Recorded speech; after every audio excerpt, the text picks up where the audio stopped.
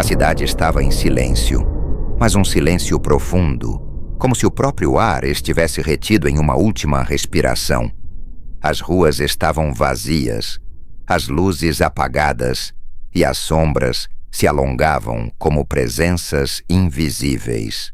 O que acontecia ali não era um simples desastre natural, mas algo muito mais sombrio e além da compreensão humana. Foi quando o som das trombetas surgiu.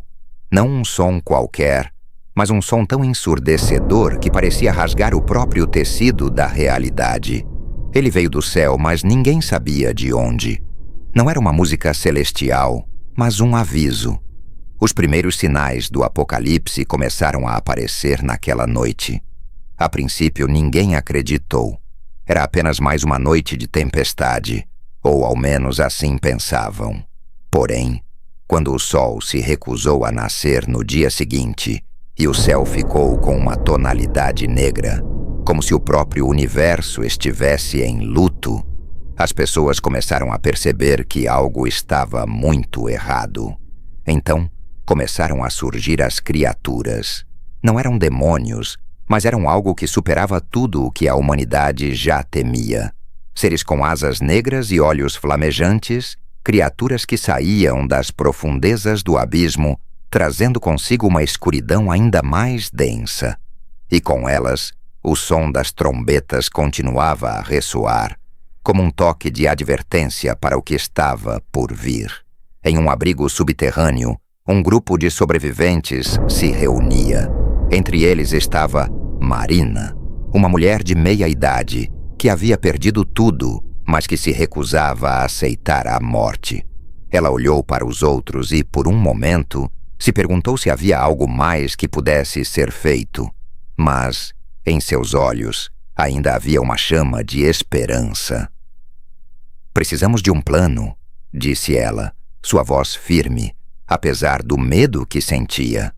"Essas coisas estão por toda parte, mas há algo estranho. Elas não atacam todo mundo." "Como assim?" perguntou Tiago, um homem corpulento e visivelmente abalado. "Você viu o que fizeram lá fora? Elas não param." "Eu sei", respondeu Marina.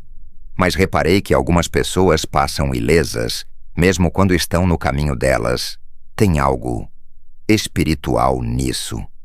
A discussão foi interrompida por um som que fez todos congelarem. Passos. Alguém estava se aproximando. Alguém que não deveria estar ali. Marina levantou-se rapidamente, pegando uma barra de ferro, e indicou para os outros se esconderem. Uma figura emergiu da escuridão. Era um homem de cabelos grisalhos, com olhos profundos e uma expressão calma, mas que transmitia uma certa inquietação.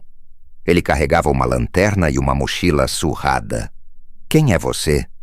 perguntou Marina, a desconfiança evidente em sua voz. "Meu nome é Elias", respondeu o homem. "Eu sei o que está acontecendo." Os sobreviventes se entreolharam, ainda desconfiados.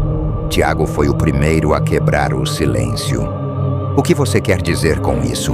Ninguém sabe o que está acontecendo. É o fim do mundo, só isso." "Não é apenas o fim do mundo", disse Elias, com uma calma perturbadora. "É o cumprimento de uma profecia antiga, escrita no livro de Apocalipse. As trombetas estão soando, e vocês estão no meio de algo muito maior do que podem imaginar." Ele tirou de sua mochila uma Bíblia cheia de anotações. As páginas estavam gastas, como se tivesse sido lida inúmeras vezes. Abriu no capítulo 9 e leu em voz alta.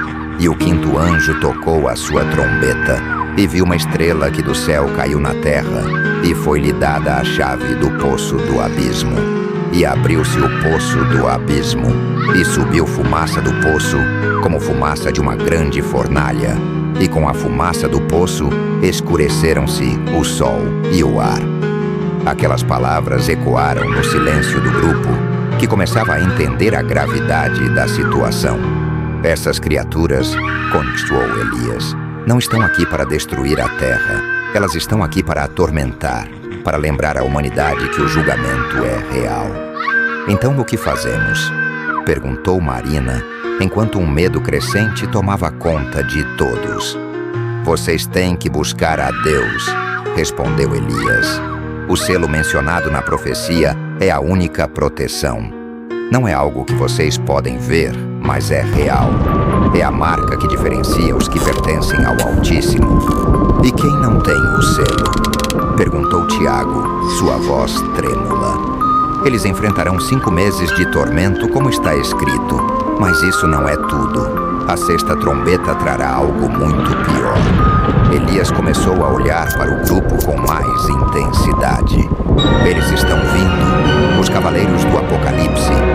Os sobreviventes tentaram processar o que Elias dizia, mas o caos que os cercava era difícil de ignorar. E então, o tremor veio. Não um terremoto comum, mas um som profundo, como se o próprio abismo estivesse se abrindo. Elias, com uma expressão grave, disse: "É a 6ª trombeta." Enquanto falava, uma figura apareceu à distância. Não era uma das criaturas demoníacas, mas algo ainda mais sinistro. Era um ser com uma espada feita de fumaça e uma presença aterradora. Ele se aproximou lentamente, como se estivesse observando o grupo, avaliando-os. "É um deles", disse Elias, com a voz quase falhando. "Um dos anjos." A figura se aproximou, erguendo sua espada e cravando-a no chão, fazendo o túnel tremer. O som do impacto foi como um aviso final. "Eles estão soltos e estão reunindo seus exércitos", disse Elias. "Os cavaleiros do Apocalipse estão vindo." Marina sentiu a pressão aumentar. Eles estavam em uma corrida contra o tempo. Mas o que poderiam fazer contra algo tão grande? Elias olhou para ela com seriedade. "Agora precisamos sair daqui. Não podemos mais ficar. O mundo não vai parar. Mas você pode salvar o que resta dele. Sigam-me e não olhem para trás", disse Marina com mais confiança. "A única esperança que temos é avançar com fé." Enquanto o grupo começava a se mover em direção ao antigo edifício em ruínas, eles viram algo que nunca esqueceriam. No horizonte, cavaleiros montados em bestas horríveis surgiram, avançando pela cidade como um exército de sombras. A visão era aterrorizante, mas não havia mais tempo para dúvidas. Eles precisavam se mover. O fim estava chegando, mas talvez ainda houvesse um futuro para aqueles que mantivessem a fé.